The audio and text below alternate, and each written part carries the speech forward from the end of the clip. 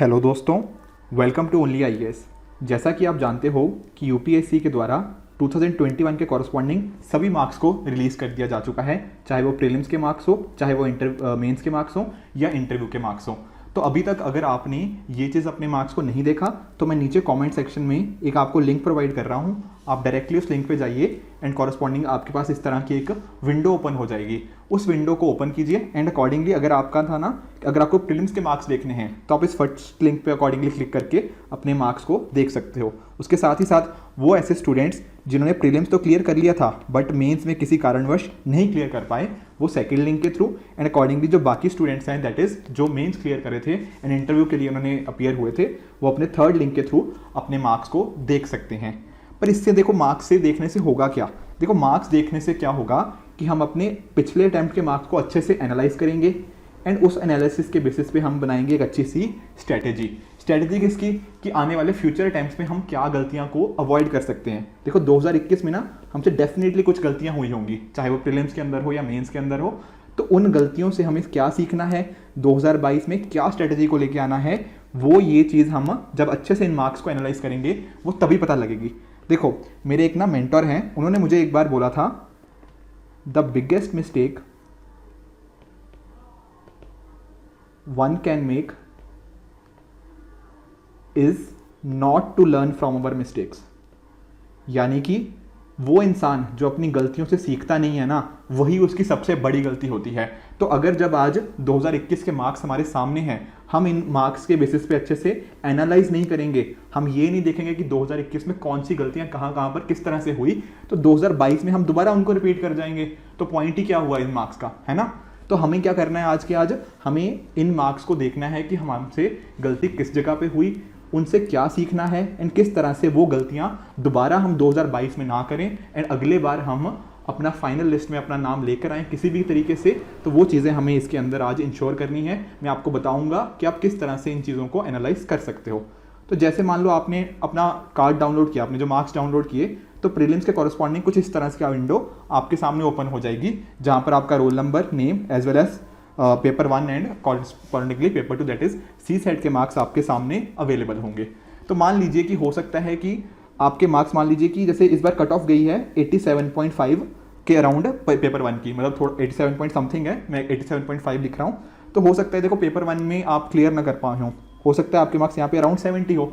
तो कहीं ना कहीं आपको देखना है कि नहीं यार, 70 से 87.5 जाने के लिए मुझे काफ़ी सारे क्वेश्चन और करने की ज़रूरत थी। तो कहीं ना कहीं मेरा पेपर 1 वीक है, तो मेरे जो चीज़ रोक रही है वो आपको वहाँ पे एग्जैक्टली एनालाइज करना पड़ेगा। फिर आप फर्दर इसके डीप जाओ कि 70 में से मैं कौन से एरिया में वीक हूँ। क्या मैं पॉलिटी में वीक हूँ? क्या जो मैं रह गया वो इकॉनमी की वजह से था, या हिस्ट्री की वजह से, या बाकी सब्जेक्ट्स की वजह से, या मैं करंट अफेयर्स को उतने अच्छे से लिंक नहीं कर पा रहा?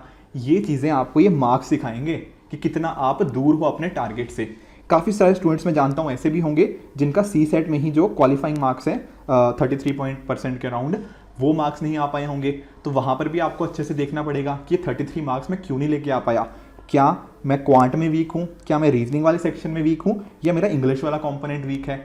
तो कहीं ना कहीं ये जो मार्क्स है ना, ये आपको हेल्प करेंगे यहाँ तक बताने के लिए कि आपकी वीकनेस किस एरियाज में है, राइट? तो प्रीलिम्स का तो इस तरह से हो गया। उसी तरह से देखो मेंस में तो स्पेशली बहुत सारे स्टूडेंट्स को काफ़ी दिक्कत आती है एनालाइज करने में।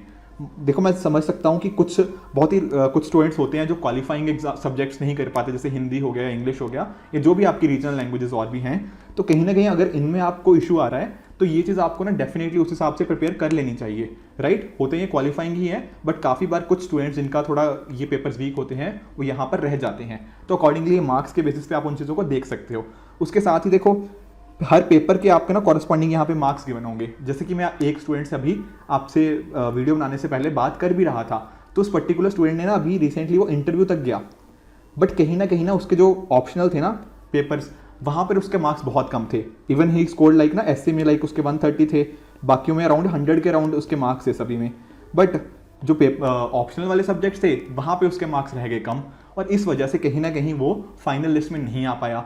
तो इससे हमें ये पता लग जाएगा कि इस पर्टिकुलर पर्सन को ना ऑप्शनल में अपना काफ़ी ज़्यादा टाइम देने की ज़रूरत है। बाकियों में वो फिर भी ठीक है, बट जहाँ पर जो वीक एरियाज़ हैं जिसकी वजह से मेजरली उसका फाइनल इंटरव्यू में सिलेक्शन नहीं हो पाया, वो हमें यहाँ पे एग्जैक्टली अब पिन पॉइंट हो चुका है। अब हमें भी पिन पॉइंट हो चुका है और वो स्टूडेंट भी समझ चुका है, तो हम उसकी प्रॉपर जो ना वीक एरिया है उसको हम पकड़ चुके हैं, और एक बार वो चीज़ हमने पकड़ ली, अब उसको टैकल करना हमारे लिए ईजी है। ठीक है ना। देखो एक बार ना, देखो होता क्या है, अगर डॉक्टर को पता लग जाए कि एग्जैक्टली डिजीज़ है क्या, फिर तो देखो उसको ट्रीट किया ही जा सकता है, मुश्किल होती है डायग्नोसिस करने में, है ना।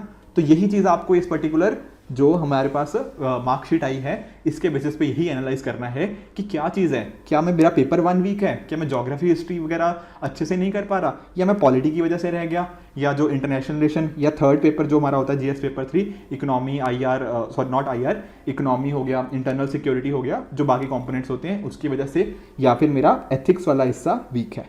तो कहीं ना कहीं आपको ना ये आपको स्ट्रेंथ्स एंड वीकनेसेस में डिवाइड करना सिखाएगा, आपको क्या इश्यूज हैं।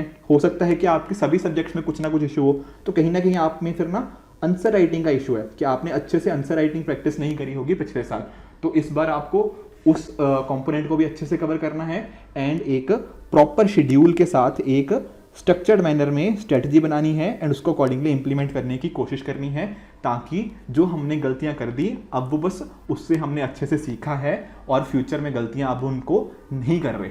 राइट। तो फ्रेंड्स आई होप आपको समझ आया होगा कि किस तरह से हम अपने ना एनालिसिस कर सकते हैं इस चीज़ का कि हमने क्या गलतियां करी हैं एंड किस तरह से उनको इम्प्रूव करके आने वाले prelims as well as mains या फिर जितना भी पूरा अटेम्प्ट है उनके अंदर हम अपने क्लियर करने के चांसेस को और भी बढ़ा सकते हैं, एंड जो हमारा ड्रीम है इस देश को सर्व करने का उसको हम एक प्रॉपर डायरेक्शन में लेके जा सकते हैं। ठीक है फ्रेंड्स, तो इसी तरह से आप भी अपने एंड पे हार्डवर्क करते रहिए।